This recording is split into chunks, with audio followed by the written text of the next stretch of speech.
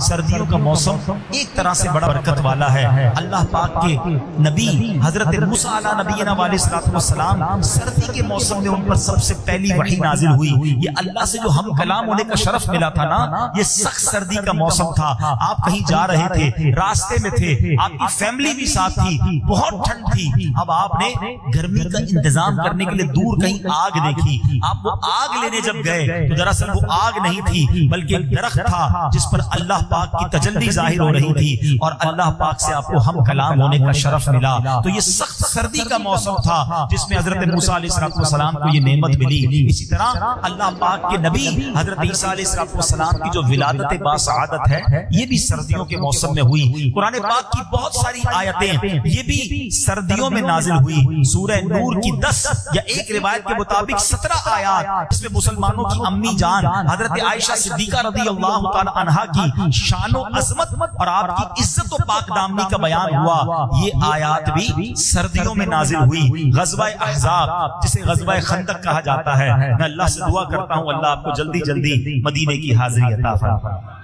ادھر جب جائیں گے نا، خمسہ مساجد اب کہتے ہیں، پہلے وہ 7 مساجد تھی۔ یہ غزوہ احزاب غزوہ خندق بھی بڑا نرالا غزوہ تھا۔ سیدنا سلمان فارسی رضی اللہ تعالیٰ عنہ نے ایک نیا آئیڈیا پیش کیا۔ آج تک کبھی یہ آئیڈیا، یہ اسٹریٹجی نہیں اپنائی گئی تھی۔ انہوں نے کہا حضور کیا ایسا نہیں ہو سکتا، ہم خندق کھود لیتے ہیں، دشمن ہم تک پہنچ ہی نہیں سکے گا، پیچھے پہاڑ ہوگا، آگے خندق ہوگی، اس میں آگ لگا دیں گے۔ آئیڈیا بڑا پسند آیا، مگر ایسا تو تھا نہیں کہ کانٹریکٹ دے دیا جاتا، مزدور آتے، مشینیں لگتی اور خندق کھد جاتی۔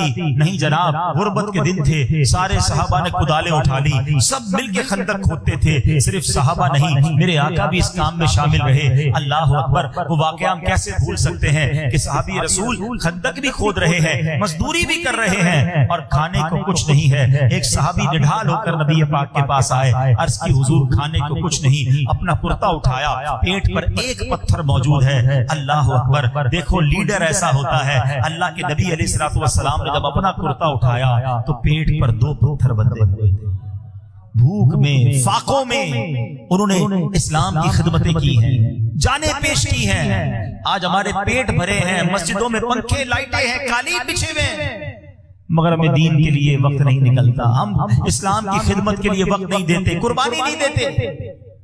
اب کیا ہوا؟ کئی دنوں تک یہ محاصرہ رہا، کافر ادھر ہیں، مسلمان اندر ہیں، مگر وہ جانے کے لیے تیار نہیں ہو رہے۔ انہوں نے کہا کبھی تو آگ بجھے گی، کبھی تو موقع ملے گا، یہ بھوکے پیاسے رہیں گے، ہم ان پر قبضہ کر لیں گے۔ مگر پھر کیا ہوا؟ اللہ نے سخت سردی کی راتیں تھی، ایسی مدد بھیجی، ایک ایسی آندھی آئی جو ان کے خیموں کو اڑا کے لے گئی، ان کے برتن اڑا کے لے گئی، ان کے پیر جمنا مشکل ہو گئے۔ سرد رات ہو اور ٹھنڈی ہواؤں کی آندھی آ جائے تو وہ تہس نہس کر کے رکھ دیتی ہے۔